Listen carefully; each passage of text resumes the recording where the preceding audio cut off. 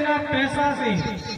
शिष्टाचार बनना, संस्कारवान बनना ये पैसा की बात नहीं।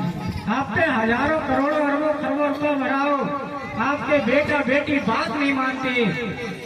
आप कुछ कह रहे हैं, बेटा बेटी कुछ कर रहे हैं, ये पैसे से नहीं खरीदा जा सकता। उसके लिए हम आपको त्याग करना पड़ेगा, हम आपको दशरथ कौशल्या बनना पड़ेगा। हमारे अंदर जब त्याग होगा तो भगवान हमारे पीछे पीछे करेंगे।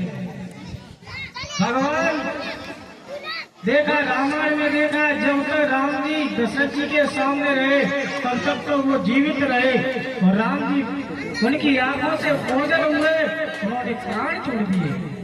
मेरे कहने का तात्पर्य यही है, हर एक माता पिता का कर्तव्य होता है, हर एक गुरु का कर्तव्य होता है कि अपने बेटा या बेटी या शिष्य को ऐसी शिक्षा दे जिससे जगत का कल्याण हो, समाज का कल्याण हो, समाज की कुरीतियां दूर हो।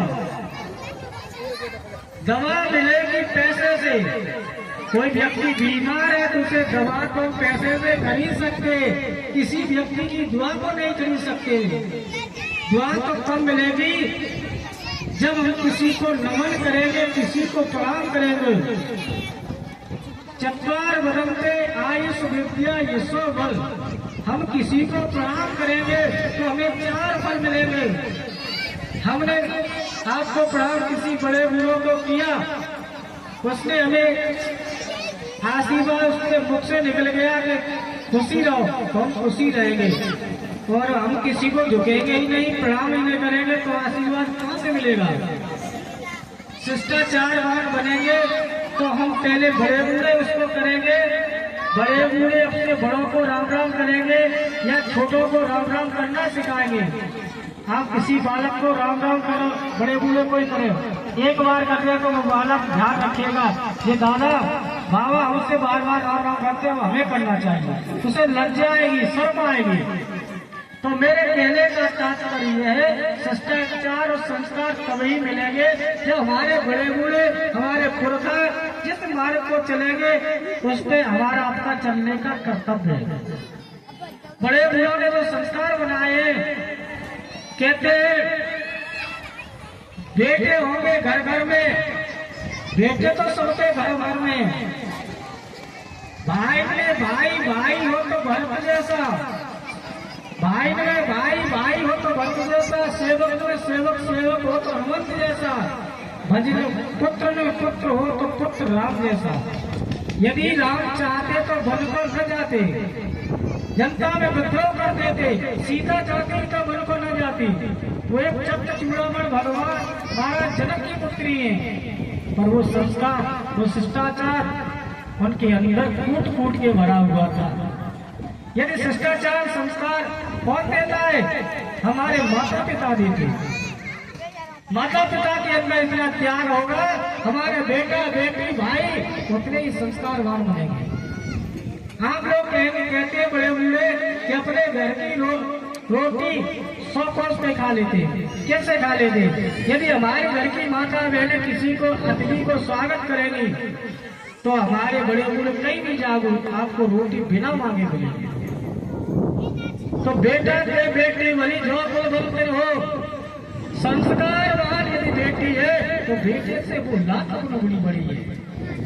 संस्कार के विहीन एक बेटा है तो वो संस्कार जिसमें नहीं है वो बेटा नहीं है, कुपुत्र कहा नहीं होगा। कुपुत्रो जायते माता कुछ न भवत, वो माता माता नहीं है जो अपनी बेटियों को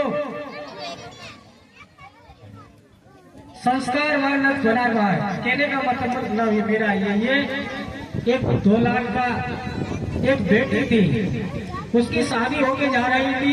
केवल 2 मिनट में अपनी बात खत्म करूंगा। जब बेटी विदा होके जा रही थी, उसने अपनी माँ बाप से कहा कि पिताजी हमारे एक संत आया करते थे, अब हम अपने ससुराल जा रहे हैं और हमें उनसे मिलना चाहते हैं। तो कछु लोग बहन बेटियां ऐसी होती हैं, बड़े बूढ़े वो कहते हैं कि बेटी कैसी सुनने है, कितनी पागल है, उन बाबा जियों पे कहा रखा है।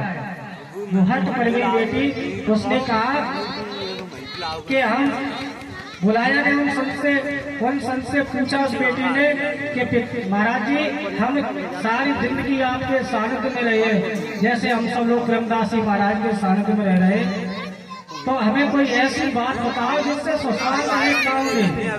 तो उस बेटी से संत कहते बेटी मेरी दो बात का ध्यान रखना, घर में कभी घर का कूड़ा कभी बाहर मत फेंकना, और घर में जिसके श्वेत ये सुनो उसका सदा सम्मान करना, तेरा कोई बाल बाका नहीं कर पाएगा।